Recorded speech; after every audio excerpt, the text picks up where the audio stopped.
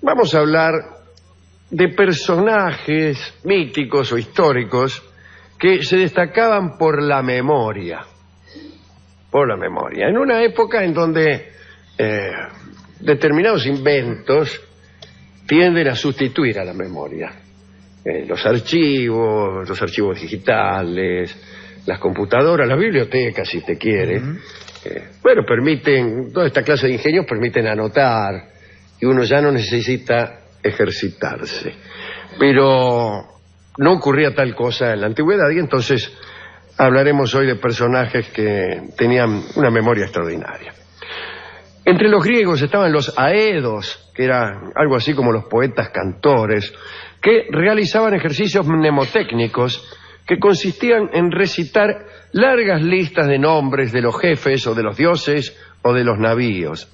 Estas listas de nombres inconexos, este procedimiento de repetir palabras sin conexión aparente, servía según ellos para expandir la memoria y luego, una vez expandida, podían recordar con más facilidad el canto poético, que ya por tener sentido fluía con mayor comodidad de la memoria. Y todavía sigue usándose este método.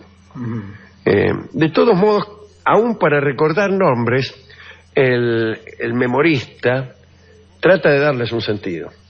Hay un ejercicio que es clásico, que consiste en recordar un número determinado de nombres que usted escucha una vez. Le recitan pausadamente una lista de palabras, ponle 30 palabras, 40, 50, según la habilidad del tipo, y el tipo después las repite. Pero el recurso mnemotécnico es tratar de darle sentido a esas palabras, encontrar una conexión, encontrar incluso una representación de cada palabra y conectarla. De ese modo usted las puede repetir mejor que recordándolas solamente en seco por el sonido. Eso es muy difícil. Claro. Acá hacemos vuelta a vuelta ese cuento de los números de teléfono, sí, que también tiene sus secretos. Tiene su dibujo interno. Su dibujo interno, por ejemplo. Bueno, esto hacían los aedos para no olvidarse la letra del tango El Aguacero. Entre algunos poetas antiguos se cita la extraordinaria memoria de Simónides de Ceos, que vivió en el siglo V a.C., escribió odas, elegías, epitafios, epigramas, era el cantor de las glorias de Maratón, y también de son batallas, ¿no? Maratón, Salamina, las Termópilas. Simónides era amigo de Anacreonte y Esquilo, y su rival era Píndaro, aquel cantor, ¿no? Aquel poeta. Cuando decimos cantor en la antigüedad clásica, decimos también poeta. Era su rival porque los poetas en la Grecia se sometían a competencias constantes. En realidad, en Grecia había lo que se llama el espíritu agonal, el agón, la lucha. Pero no una lucha hija del odio en este caso, sino justamente el espíritu agonal consistía en la competencia sin odio. Y de ahí nace este espíritu olímpico, las competencias deportivas, es un anacronismo llamarlas así, pero las competencias de fuerza, de carrera, de pugilato, etcétera. Pero también había los juegos florales, donde competían poetas a ver quién escribía el mejor verso, a ver quién cantaba más lindo. Y bueno, las tragedias y aún las comedias tenían cada año un concurso gigantesco en Atenas, donde se anotaban los autores, y ahí estaban los muchachos, ¿no? Esquilo, Sófocles, Eurípides, que a veces no ganaban. Bueno. Y una de las obligaciones del ciudadano de Atenas, cuando digo ciudadano no me estoy refiriendo al total de la población, sino a los poquísimos que eran ciudadanos. Por suerte ahora ya no ocurre tal cosa. Todos los ciudadanos de Atenas estaban obligados a participar, no escribiendo, pero a pertenecer a un coro. Obligaciones del ciudadano ateniense. Primero, pertenecer a un coro. Eso es extraordinario. Extraordinario. Usted todos los viernes tiene que ir, sí. y empiezan todos, qué sé yo, viva Jujuy, viva, esas cosas que cantan los coros, ¿no?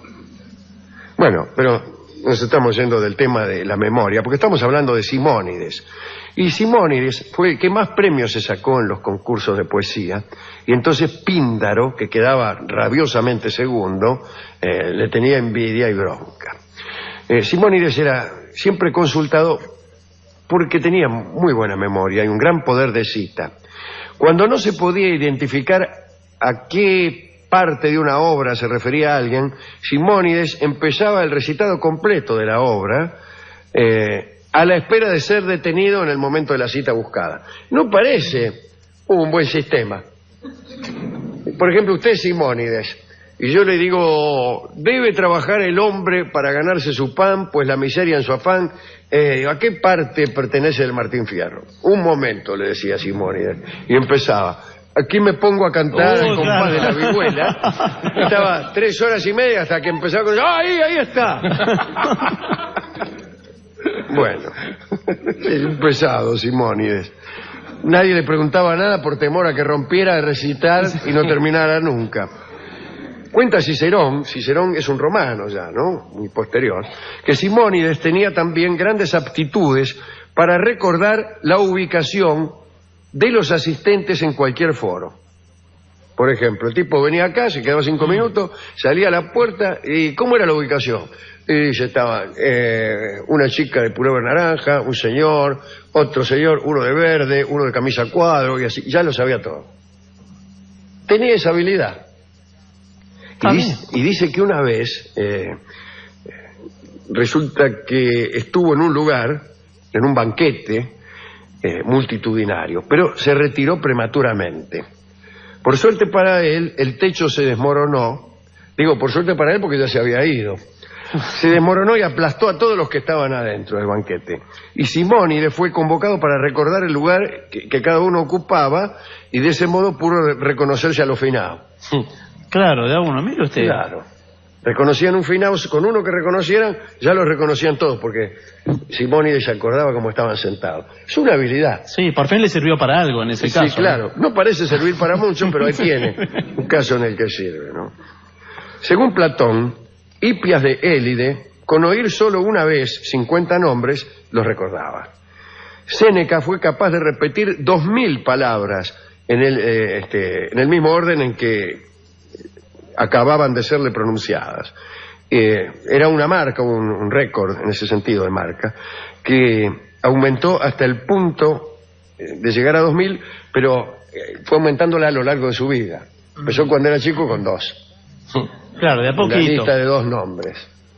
Por ejemplo, mesa, pared. Mesa, pared. Y así hasta 2000. Muchas tradiciones apelaban a esos ejercicios de memoria porque la escritura podía ser peligrosa. Los druidas, por ejemplo, la prohibieron. Ya fuera para impedir la divulgación de sus secretos o para que los alumnos no dejaran de valorar su memoria, que de hecho se necesitaba para ciertos estudios, y entonces prohibían los libros. Hemos dicho alguna vez que los sacerdotes druidas eran reclutados entre los jóvenes que alcanzaban el más alto rango e incluso entre aquellos que presentaban señales de favor divino. Pero antes de alcanzar el título sacerdotal, que era el título de druida finalmente, había que estudiar durante 20 años. Uno de los grados de iniciación consistía en aprenderse de memoria la extensa saga de poesía mitológica, que, como se ha dicho, no podía escribirse porque estaba prohibido, así que te la pasaba otro tipo. Después había cosas mucho peores que esa. Por ejemplo, una prueba era pasar la noche en un ataúd lleno de agua y componer, mientras tanto, un canto que viniera a amueblar con una letra una música que le habían dado al meterlo adentro del ataúd. Entonces, por ejemplo, a vos te metían en el ataúd y te tocaban una música. Fenómeno. Y seguían, ¿no? Después, entonces, toda la noche vos le tenías que poner letra a esa música. Mientras, lo difícil era estar Mientras tanto, adentro de un ataúd lleno de agua. Claro. Eso era lo difícil. Sí. Porque lo otro es fácil. Tomo y obligo, mándese un trago. Cualquiera puede hacerlo. Pero permanecer toda la noche en un ataúd es más difícil. Algunas otras pruebas. Hay quien dice que la prueba central era morirse y regresar a la vida. Pero es una prueba un poco difícil y especialmente enojosa cuando uno cumple solamente la primera parte. San Agustín tenía una memoria notable, pero él admiraba a un condiscípulo cuyo nombre no da en las confesiones. Y ese muchacho, según dice Agustín, recitaba a Virgilio de atrás para adelante. De atrás para adelante. Lo recitaba con gran menoscabo de su eficacia poética. Cicerón recuerda también a un muchacho al que todo se le imprimía, dice, sobre las tablillas enceradas de la memoria. Está bien, ¿eh? Algunos creían que memorizar un texto era beneficioso para el cuerpo y citaban como autoridad a Antilo, que era un médico romano del siglo II, que decía que quienes nunca habían aprendido versos de memoria tardaban en eliminar los fluidos perjudiciales que permanecían en el cuerpo. Mirá vos. Es decir, los de mala memoria tenían retención de fluidos. Bien. En cambio, quienes recordaban bien la sentencia poética y la repetían en cualquier circunstancia, expelían sin problemas todo aquello que al cuerpo le sobrara. Y para hacer lugar a la memoria. Para hacer lugar justamente a la memoria. A los recuerdos. El recuerdo ocupa mucho lugar. Le digo que sí. Sí, ocupa mucho lugar. Ocupa muchísimo lugar. Si usted recuerda demasiado... Primero empieza el desalojo de sentimientos, que son los más fáciles de desalojar. Después de otros recuerdos. Compiten los recuerdos entre sí. Así que para olvidar a una mujer, yo particularmente me dirijo a otra mujer. Para que toda esa información emergente de la mujer nueva desaloje, si uno tiene suerte, a los recuerdos de la mujer que le impedía dormir a uno. Casi lo suyo es un recurso aséptico. Exactamente. Algunos creen que es por gusto y por vicio. No, para nada. No, es un recurso totalmente científico. Pero si no logra olvidar, acumula recuerdos de mujeres infinitamente. No se puede acumular tan. Llega un momento en que tenés tantos recuerdos que cada uno que entra te sale otro por el otro lado. A veces te entra un recuerdo por un lado y te sale el último por el otro. O sea, no sale el que recién entró. Sale el último. Sale el último, el que hace más tiempo que estaba usted reteniendo. Pero ojo que a veces se le mezcla, ¿eh? A veces se le mezcla. Cuando uno corre, por ejemplo, sí. O se agita, y después se le mezclan los recuerdos. Y el último ocupa el lugar del primero y después sale cualquiera. ¿Y qué pasa si encuentra un recuerdo ya olvidado? Entonces ya no es un recuerdo. Eso, usted dice que encuentra... Usted se encuentra una persona que ya había olvidado. Y no se puede dar cuenta. No. Si usted olvida seriamente, no se tiene que dar. La vuelve a conocer. Sí, tiene que empezar. Yo a veces me olvido de alguna persona. Le digo, ¿cuál era su nombre? Me dice fulano, ¿no se acuerda de mí? No. Le digo, vamos a empezar todo de nuevo. ¿Cuál es su nombre? Me llamo fulano, soy su hermano, Bien. Entre los poetas más cercanos, que tenían gran memoria, cuentan que Jean Racine tenía una memoria prodigiosa. En 1658, Racine, que tenía por entonces 18 años, estudiaba en la bahía de Port Royal. Un día descubrió un libro de historia antigua griega, que era Las historias etiópicas de Teágenes y Clariquea. Y Racine se fue al bosque con el libro y había empezado a leerlo cuando lo sorprendió un sacristán que se lo arrebató y lo quemó. Poco después, Racine consiguió un segundo ejemplar que fue también descubierto y quemado. Eso lo animó a conseguir un tercer ejemplar. No sé por qué iba a animarlo a conseguir un tercer ejemplar. Sí. A mí cuando viene un sacristán y me quema 2 veces el mismo libro, eso no me anima a conseguir el tercer ejemplar. Y con la adversidad hay gente que se anima. Bueno, pero lo que hizo fue aprendérselo de memoria, este libro. Y a continuación le dio el libro al sacristán intransigente. Qué raro que un sacristán sea intransigente. Sí, es raro, ¿no? Y le dijo con todo desdén que ya podía quemarlo, porque se lo perdía de memoria, como en aquella célebre novela de Ray Bradbury, Fahrenheit, no sé cuántos, es la novela en que, habiendo quema de libros, cada tipo se aprende un libro de memoria para que no muera. No los tipos, sino los libros. El caso es que Racine sostuvo esa costumbre y se aprendió de memoria cada libro que leyó en aquellos lugares. Y del mismo modo que Simónides de Ceos, citado hace un rato, Racine era consultado por su literalidad para el verso. Citemos a Petrarca, que puso estas palabras en boca de San Agustín. Quiero decir, utilizó a San Agustín como personaje, inventó un diálogo imaginario. Y la frase es: siempre que leas un libro y te topes con una frase que te deleite, puedes aprenderla de memoria, de manera que cuando se presente un motivo grave de aflicción, tengas el remedio preparado como si lo llevaras escrito en la mente. No me gustó nada. Casos contrarios, por ejemplo, el caso de la memoria comentado por Swift, creo, acerca de los pobres Struldbrugs, que eran aquellos inmortales, una raza de inmortales, los Struldbrugs, que se conducían como mortales hasta los 30 años, y después gradualmente iban tornándose melancólicos y abatidos hasta llegar a los 80. Cuando llegaban a esa edad, no solo tenían todas las flaquezas de la vejez, sino muchas más nacidas de la perspectiva de no morir nunca. Y entonces los Struldbrugs no podían leer, ya que la memoria no les permitía ir desde el principio hasta el final de una frase. A cada paso olvidaban la palabra precedente. Esto lo escribía muy bien Swift, con mucha gracia. ¿Se acuerda aquella isla voladora? Había una isla suspendida en el aire. ¿Hay muchos niños? Porque sí, la isla se llamaba La Pucha. No La Pucha. Se entiende. Así se llamaba la isla. Qué extraordinario, ¿no? En inglés a la gente le suena una cosa vagamente hispanizante. Aquí no. Suena tal como Swift pretendía hacerla sonar. Bueno, y después el memorioso Funes de Borges, que está muy cercano a nuestros días, ¿no?